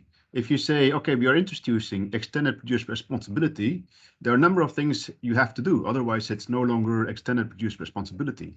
And so register means that you need to know who are the players, who are the actors on the market. Everyone has to register. Otherwise, you have free riders and you have an unlevel playing field. Secondly, you have to report. Recyclers need to report how much comes into the plant and how much gets out. What are the recycling rates and recovery rates? And for example, in the WE Forum, our organization, we have developed such a tool. It's called the WE Forum reporting tool, or REP tool. And it's based on harmonized definitions, harmonized lists of technologies, and harmonized output fractions and harmonized input fractions. So it's a tool that plus more than 20 countries in Europe use or have acknowledged, and many PROs are using on a day-to-day basis. And it allows for credible reporting of recycling and recovery rates. This is absolutely crucial. Also, it allows for more transparency in the market. Then collect, I mean, that's obvious. I mean, if you're responsible for WEEE, it also means that you are responsible for the management of the collection and the recycling. So that's the, let's say, the bread and butter of a PRO, to collect the electronic waste. Of course, that doesn't mean that there are no collectors, but it's the role of the PROs to contract with the relevant operational parties. Finance as well, if you say the responsibility is extended to producers or to PROs, it means that they have to finance, because at the end of the day, it remains a costly, a business with a net cost. Compliance is a costly business. So if it were not a cost, then we would not need legislation. But there is a cost emanating from the fact that you need to depollute the electronic waste, you need to meet certain standards. And then inform, it has been raised by previous speakers. It's very important that to raise awareness among citizens and in society. So that's a critical part of electronic waste. If you don't raise awareness, if you don't run campaigns, then you won't make progress, because people don't know what to do with it. If people don't understand where they can drop or return their electricals or batteries, if it's not convenient for citizens, then they will never collaborate. Even if they know that they have to return them, if they don't know where they can return it, then it's a problem. And so these 5 elements go to the core, let's say, of extended producer responsibility. If any of these 5 is missing, then you have a flawed approach, in my opinion. But now, after 20 years of implementation of the WEEE legislation in the European Union, there are a number of lessons to be learned. The first one is, and it was mentioned by someone previously, is that that all actors is what we call the all actors principle. All actors need to be sitting around the table. All actors actually means that everyone is sitting around the table, but also the actors that have access to electronic waste should have a set of responsibilities and obligations. These are the two meanings of the all actors principle. And they should be sitting around the table because it's important to get to know each other, and it's important to understand who is doing what. And the metaphor I often use is how do you counter crime in a city? Or in a district. It's by bringing, for example, the youth clubs together with the police station, with the retailers, with maybe mothers, an association of mothers, maybe the pastor or the parish, and so on. So you bring all these people around a table and they start having conversations so that everyone understands what's going on in the district. Where does this crime come from? Who is organizing the crime? Well, it's something similar you need for the electronic waste market.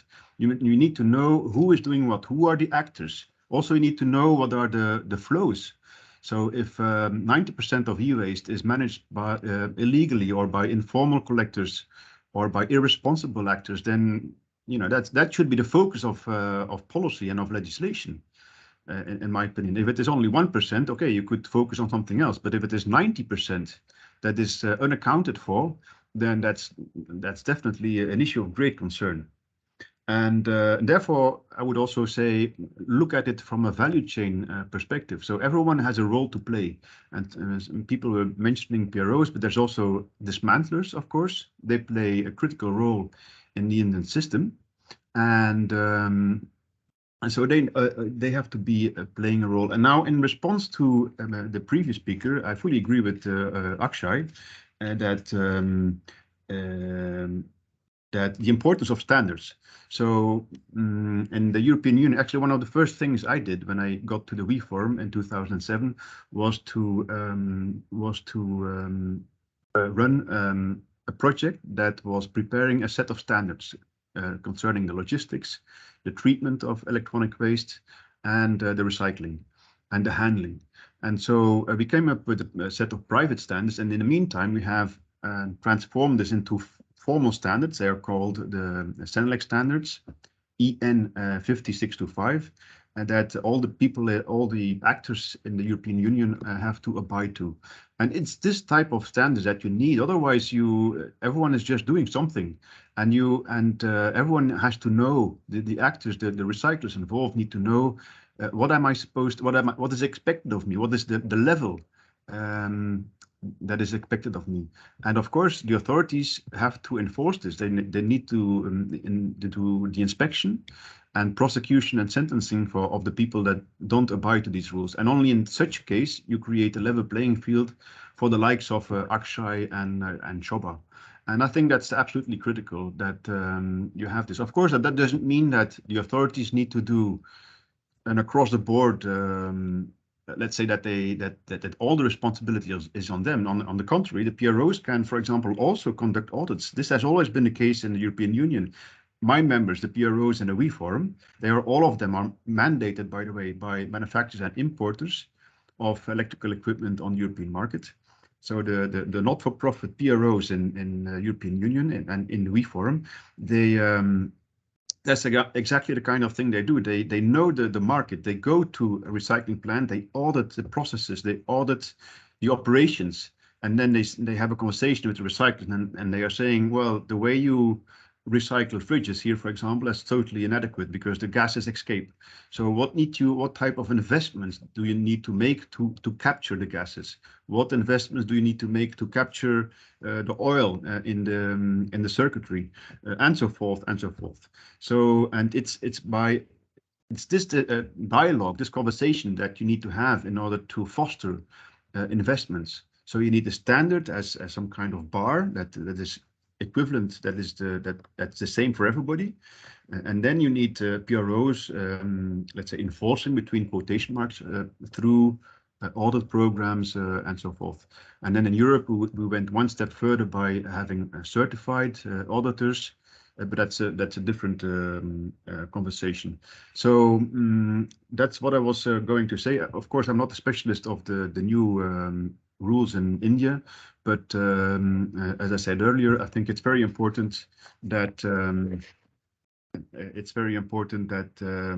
if you say that you're implementing extended producer responsibility legislation, that you take account of a number of of the most basic building blocks. Thank you. Thank you, Pascal.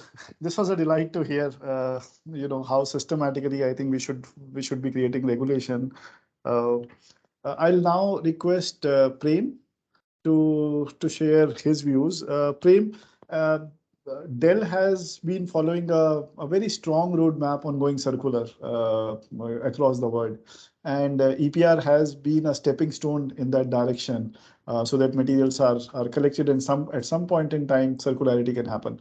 So, what's your view of this rules? Does this help from your point of view, the producer community? What is it that you are finding in this new version? Hey, Pranchu, are you able to see my screen? I just wanted to show some slides and then talk to it. I can see your screen, not the slides. Hold on, I think it's going to take a minute. Then let me share again, I think. Are you able to see my slide now? I hope yes. Yes. All right. So I think top of the mind reactions more or less aligned with what Ashish, Deepali, and most of our previous colleagues have spoken. I don't think I have much of a contradiction with any of the points that were raised earlier, but I think I'm going to probably strengthen what most people have spoken here. Right. Let me show some of the some data from CPCB website, right? So what you see on the screen is the number of recyclers, recycling capacity, and the average recycling capacity calculated. And this is from CPCB portal, right? So the list of recyclers updated last, I think it was in April 2022. You will see a slightly different number on the number of recyclers because for 4 of them, there was no volume information available. And therefore, I did not take that, but still it's not going to change the dynamics much. Right, the top of the mind one, the collection ownership is completely left out. The collection infrastructure that we've been building over the last 6 years, the fate of it is kind of in limbo. We do not know where it's going to go. That's a huge concern. But as a producer, I'm sure there will be a way for me to ensure compliance and stay compliant. I'm not much worried about that, but I am worried much about how this ecosystem is going to, or the direction which the ecosystem is headed into. Why? Because talking about circularity, talking about electronics recycling, it's not something one stakeholder does, right? There are a bunch of stakeholders and everyone has to play their role. And that is when you head and make some progress into that space. So look at it. And we've been in this space, at least I've been in this space for 12 years now, and been tracking how this regulation has been shaping up and how this entire space has evolved, right? So now if you look at the number of recyclers by capacity, it is a pyramid, right? There's one recycler at the top, which has about 1,44,000 tons capacity. And then as you go down the pyramid, there are 269 recyclers, which add to 1,13,000 odd tons of recycling capacity. Now, this pyramid is what the ground reality is. Now, if you apply the or if you look at the regulation which has eliminated dismantlers, then probably what's going to happen is this section may completely face a brunt, right? So this bottom part of the pyramid may struggle, or even this part may struggle very much, right? The bottommost, the up to 5,000 tons may struggle, because for them to fit into the definition of recyclers as in the rules, which says you need to have precious metal recovery and or the rare earth, and you need to run a chemical process. It's huge investments, right? So you need to have at least some 50 lakhs of investment if you need to show a plant which can help you fit into that definition, right? So as you move up,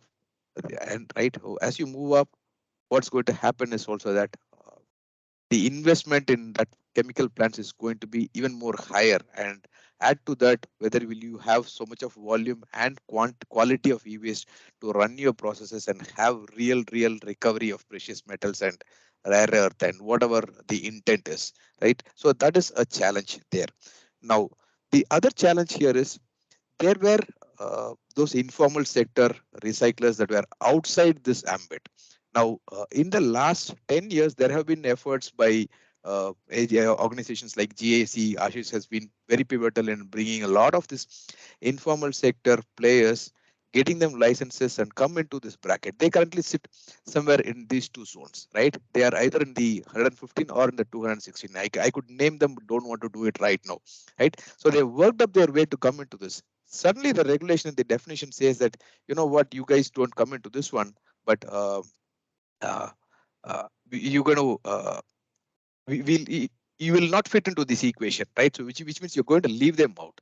The flip side of it is when you eliminate this bunch, right? What will happen is this volume of recycling capacity is taken out of the ecosystem, right? So which means this is the volume that's going to be available for recycling. With the current regulation, as in not even the draft I'm talking about, with the current regulation, I think the estimate is about 8 to 8.5 lakh tons of e-waste to be recycled in this year, the year 2022-2023.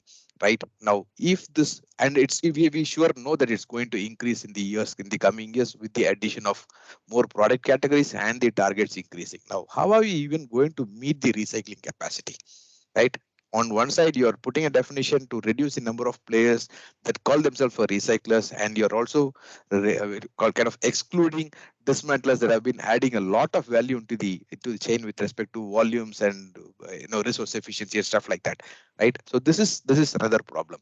Now look at the average recycling capacity, right? For folks that is here, it's almost 2 to 3x when you jump from one band to another band, right? Whatever way you look at it, it is like that. So people have invested in that one, and it's not going to be an incremental investment. It's not like someone at 400 trying to go to 500 or 600 to be an incremental investment from a facility or a capability point of view. It is huge.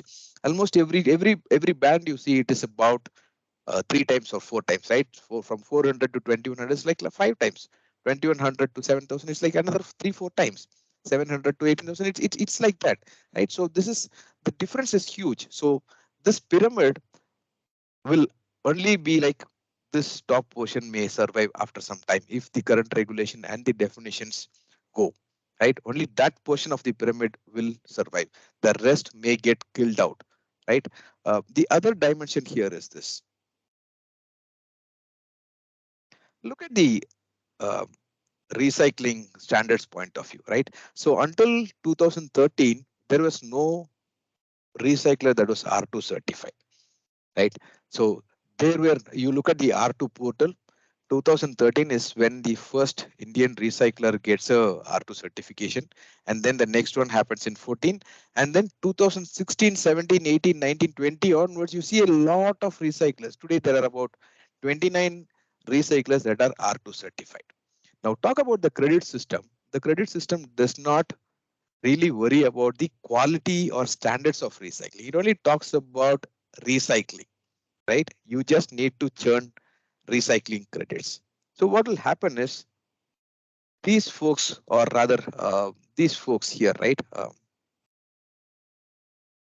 And this, and for the example, this, all of them will not worry about quality or recycling to a standard. The focus will come to a point where all I need to do is just recycle, create or generate recycling credits. I'll keep it like that, right? Generate recycling credits. So these standards will go for a toss, right? You're only going to keep generating recycling credits and not worry about any standards at all, right? So these are things that I see, downside from this regulation. Sure, thank you, Prem. Would you like to add any other points, Prem? No, I think I'm good. If I have anything, I'll quickly jump in. I think I missed something, but I will definitely come in later if required. Yeah. Sure.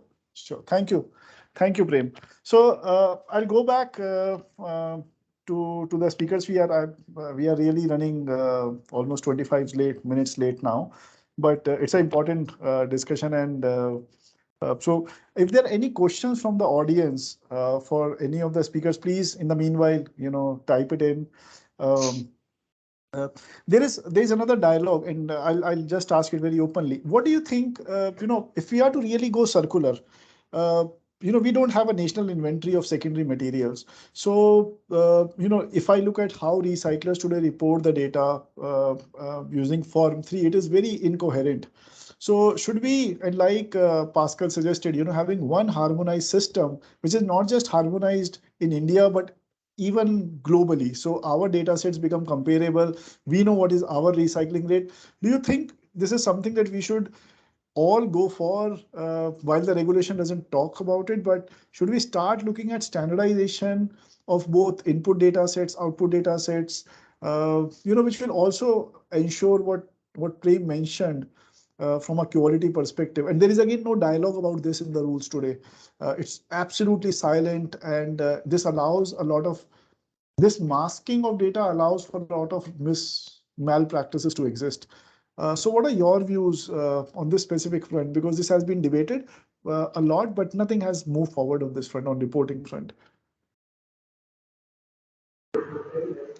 Pranshu, can I go for it? Yeah, yes, Shobha. Yeah. So the entire heart of circular economy is about traceability.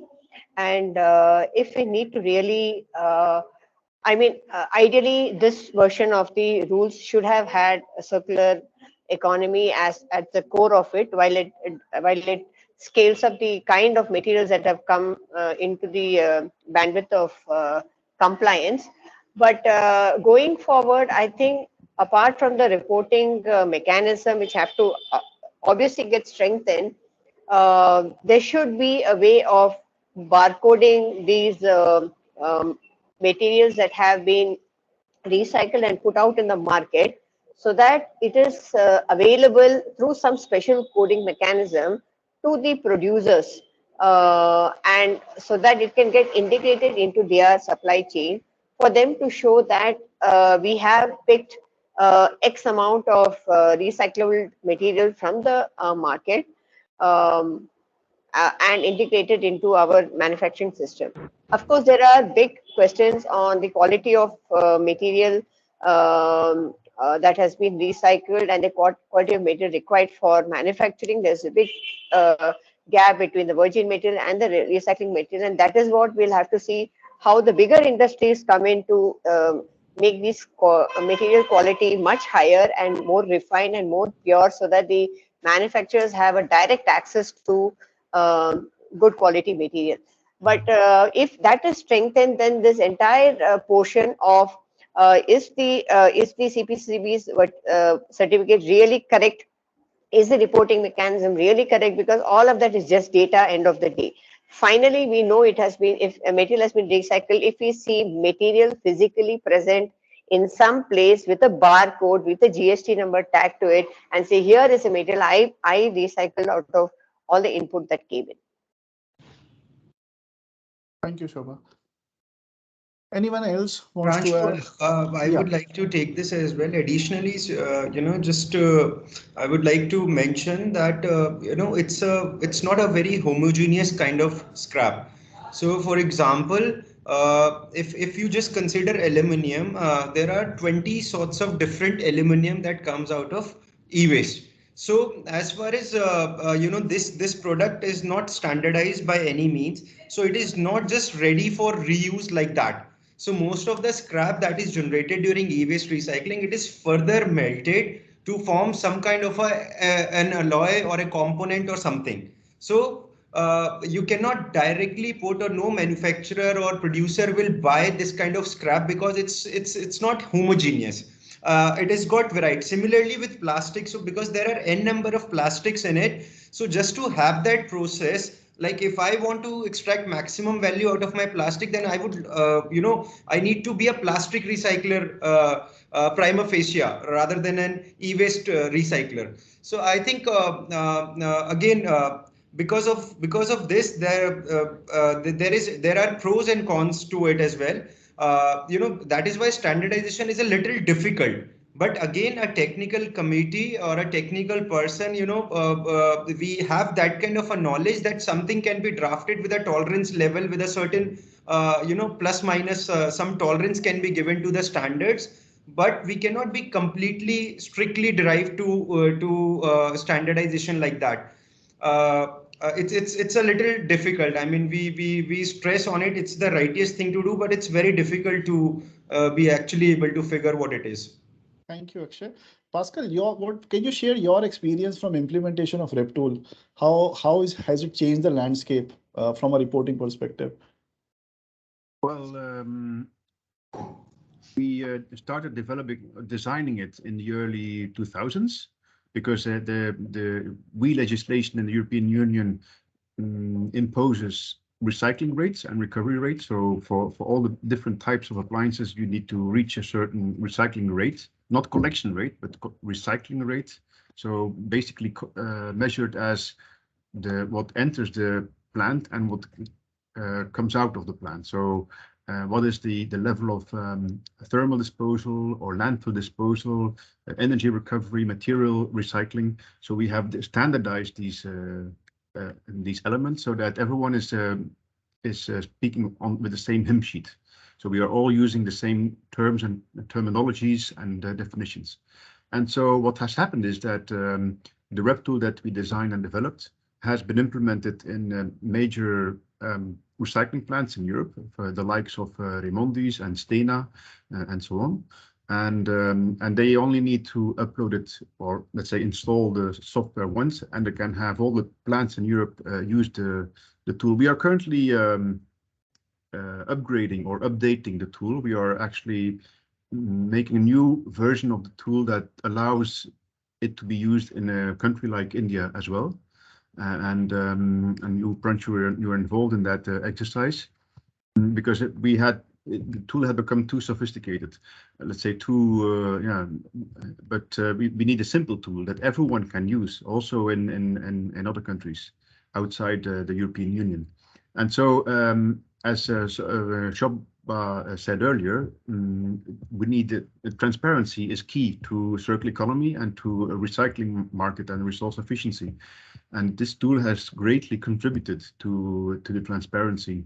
And because in the early days, when you asked the recycler, okay, how much did you recycle? He would say, well, 99% I recycled. And of course, that's not the case.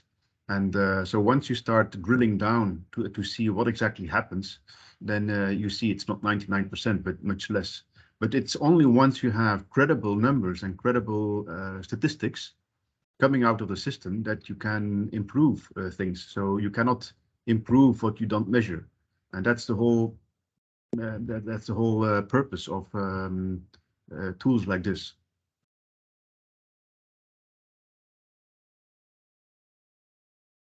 Pranchu, you're on mute. Yeah, thank you, Pascal. Prem, anything else that you would like to add to the dialogue? After that, we can open for external questions. You're on mute, Prem. Right, fine. I said like let's move on. Like Sure. nothing much to add. Yeah. Good. So I'll just take some questions from what audience have asked. So a question is on refurbishers. Refurbishers have now been bought under the EPR regulation. Do each and every repair shop, which is a local mobile repairing shop, will they fall under the definition of EPR? Will they also need to comply? I don't think any one of us have clarity on these things. I mean, the rules are fairly unclear. But if any one of the panelists thinks that I think they will fall on the under it. refurbisher. I think they will fall under it because the definition of refurbisher, at least to my mind, is very clear. If you're going to extend the lifetime of the product, then yes, you come under the refurbisher bucket. So therefore, you are under refurbisher. But then, how practical is it? That's a very huge question, right? Because you walk around the streets of any town or city, you're going to see at least 2 or 3 shops, right? Every street, and every city has pockets where this is being done, right? I don't know if they'll be able to bring everyone under the ambit and control and maybe monitor them as well. Yeah, then there is another question. If the concept of PRO is removed, how do producers outsource awareness activities? Can producers still continue using, and I'm just extending this, can producers still continue to work the way they are? So any views from the panel here? And I think probably you are the right? best person. Yeah, I think can, right? So see, the rules does not stop us, the producers, from working with any agency to offer any services, right? So I don't see this being detrimental for awareness programs, but when it comes to collection programs, I don't know. This may be a double-edged sword. It may cut on whichever side you are, whether PRS have to be existent or non-existent, and regulated or non-regulated. I think it's a double-edged sword. It can cut whichever side. Yeah. Okay, so we have taken all. Yeah, Pascal. Yeah, I just wanted to add, actually, echoing also what Prem was just saying. I agree with him. But in addition, I think it's sorry, I lost the thread of my argument. What was the question again? So it was on The existence of PRO. Yeah. Yeah. No, my understanding of this new law is that it disrupts the whole system, the current system, and rather instead of learning from the current EPR practice, what the government now does is disrupting the system and introducing a totally different concept. And I think that's a step backwards. I mean, of course, there's always scope for improvement of a system, but instead of in my opinion, that's what they should have done. A proper analysis of the shortcomings or the flaws, and then correcting these flaws and shortcomings, rather than introducing a recycling certificates system that is not properly controlled, not properly audited, not properly enforced. I think that's sad. Maybe I have a question to Pascal, right? So do you see anywhere in the world do you see a recycler issued credit system, right? The way I hear, recyclers don't issue credits, right? Do you see anything operating in Europe or any other country? Yes, yeah, there are a few member states of the European Union that operate something similar, and in my opinion, it's not in accordance with the rules of the legislation of legislation. As I explained previously, EPR is about extended producer responsibility. It's not about being forced to pay for certificates. And one thing that has not been mentioned, I think, or maybe it was mentioned, but I didn't catch it, is that we should avoid the situation whereby one actor takes another actor hostage. And I think that's more or less what happens if a certain recycling certificate is imposed on, in this case, producers.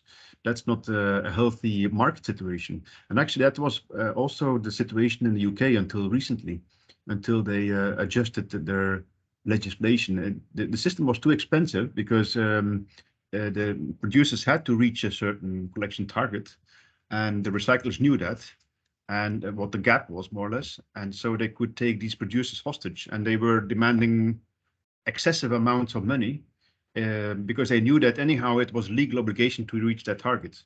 And so fortunately, the United Kingdom has adjusted these laws, but there were also cases in, for example, in Lithuania, if I'm not mistaken, a Baltic state. And it pops up in different places in the world, and it's definitely not the right approach. Thank you, Pascal. Thank you, with Pascal. this, yeah, I think we have gone a lot beyond time.